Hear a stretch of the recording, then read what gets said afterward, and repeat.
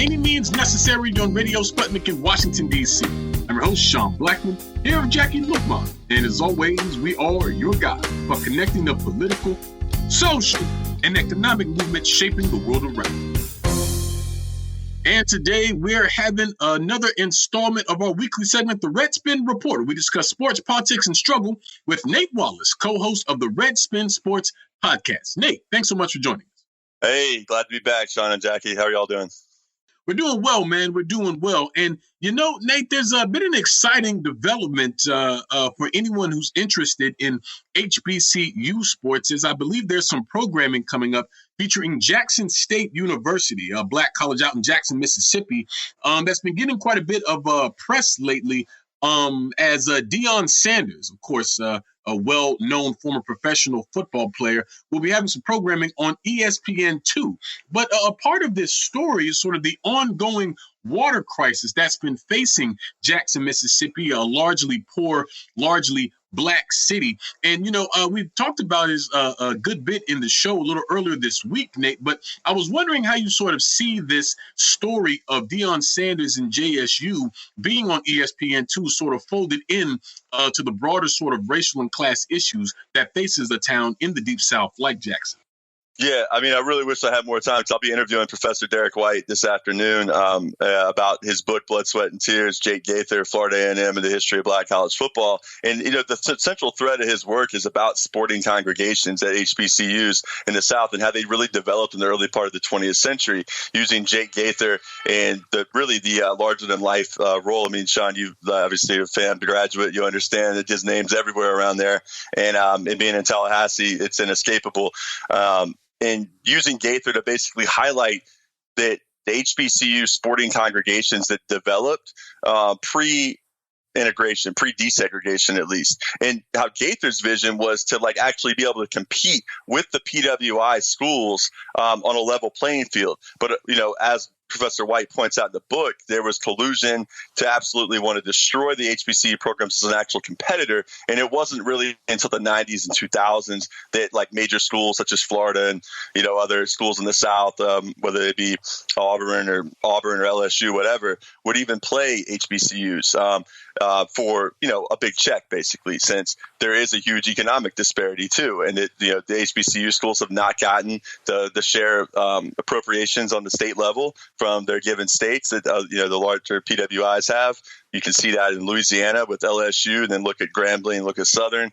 But at Jackson State specifically, Deion Sanders, like prime time himself, who played multiple sports, famous for flying a helicopter to go from playing, you know, a NFL game in the day to playing, you know, a World Series game at night.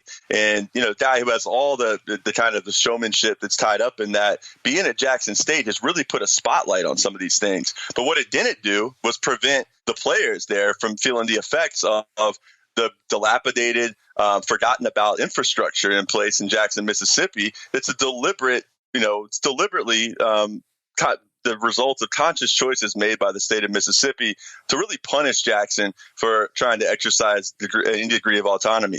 And you saw that with like going back to Chokwe Lumumba's election and the Malcolm X grassroots organization. And I really trace back Jackson's deterioration and the lack of public infrastructure to be able to handle, you know, something like what happened a few weeks ago, the lack of winterizing their facilities, and the fact that you had players that, if it weren't for the charity of like actual boosters, Jackson State alums, specifically an alum named Laura Lewis, who lives in Charlotte, North Carolina, getting hotel rooms for them to help them leave their dorm rooms so they could actually prepare for what a lot of people don't even know is actually Division I FCS, which most HBCUs play, Division I football championship subdivision that stands for, their actual season, since they did not play this fall like the Power Five, the main Division I, you know, Power Five conference schools did, because all the money that was on the line. So now they're playing a 4 or 5 game season with, you know, a number of, I think 11 of the 13 conferences are playing. And, you know, Jackson State's already beaten Edward Waters from my hometown of Jacksonville and has other games coming up. So a lot of people have no idea this is going on. And then you tie that together with the fact that if it's, again, not for the charity of an alum, or you look at the case of Coach Will, who I was talking to the other night in the live stream out in Oakland, who coached Damian Lillard in high school at Oakland High. And like the fact that Dame Lillard for the Portland Trailblazers gives them a lot of support. So they can go to camps, they can go and travel and let their players get exposure and get seen. But that doesn't happen in this neoliberal world we live in today unless you have some sort of private patronage. And we'll get into this next week with the gentrification of sport, but it is encouraging to see that the spotlight is being put on Jackson State, and hopefully some of the inequities will come to the forefront throughout the process of that. And we'll see if we can ever get to some kind of equity where Jake Gaither's dream of HBCU football being, on a level par with, PWIs could ever come to fruition. Yeah, I mean, shout out to Professor Derek White. We had him on the show a little while ago to talk about his book on Jake Gaither. Indeed, a legendary name, not just at Florida A&M University, but in Black Tallahassee and HBCU sports in general, right up there with Eddie Robinson of Grambling University as well.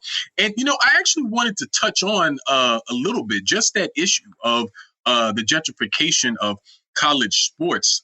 Nate, I remember last week you were talking about these ridiculous structures with just these incredible amenities and things like that happen without, athletes being paid.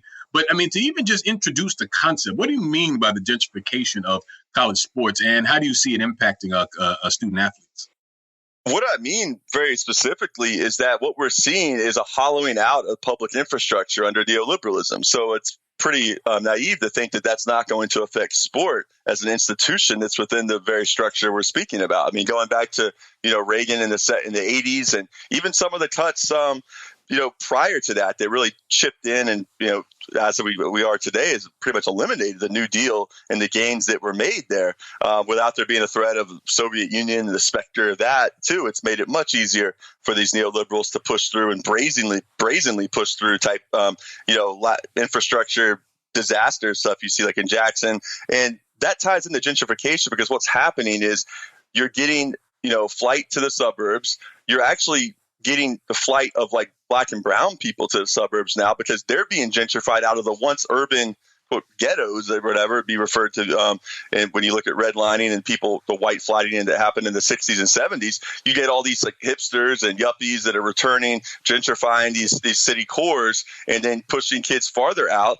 And then really it's just getting to be an apartheid system, even more pronounced than ever, where if you're from a certain high school and it's not really built, they don't have the resources, they're not geared up for big time football or basketball, your chances of getting recruited are really low. So you end up going to these specialty type schools that you either have to have a relationship to somebody who can, who's a handler, someone who knows somebody that's plugged in that can get you to camps. Not all these people are bad. Some of them are actually they genuinely love the sport and they're trying to help.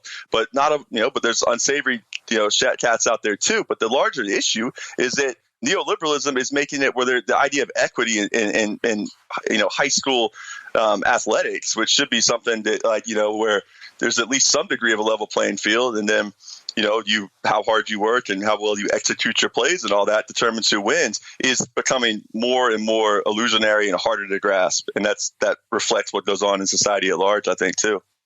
Definitely. And what this says to me, particularly when you tie in the issue of infrastructure under neoliberalism, it just, again, highlights how sports, it's not something that exists in its own universe. It doesn't exist in a vacuum. It is not somehow exempt from the broader social, political, and economic realities of the rest of society. It is a part of society. The act of sport is a part of society. The people engaged in it at every level are a part of society as well. And I think the issue of the Jackson State University football team is a example of that. Because, I mean, for sure, we're talking about a state that's under, a racist right-wing government of Tate Reeves. And I was just looking at something where he was talking about how he just signed a bill that bans transgender students from women's sports. And so, all of these things sort of taken together, I think just sort of highlight the deeply political nature of sports in general, and that all the different sort of strains around race and gender and class and all these sorts of things and sort of broader politics writ large are as impactful in the world of sport as they are anywhere, Nate.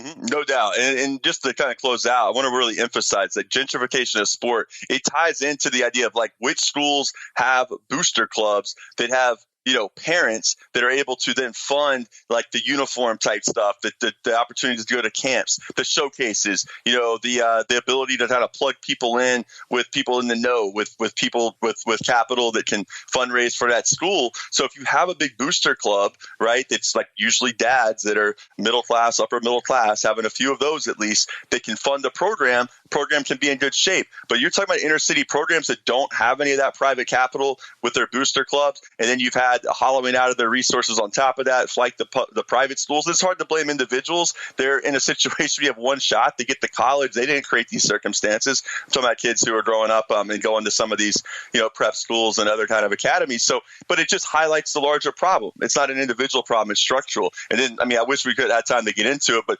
Michigan State, and then the idea of amateurism again is now the Michigan State Rocket Mortgage Spartans, while their players aren't going to be getting paid in the upcoming NCAA tournament. So, even more to chew on, but we'll have to get into that later. Definitely more to get into there. And as always, we appreciate you so much, Nate, for joining us today. We're going to leave it there and move to a break here on By Any Means Necessary on Radio Sputnik in Washington, D.C., but we will be back. So please stay with us. By any means necessary.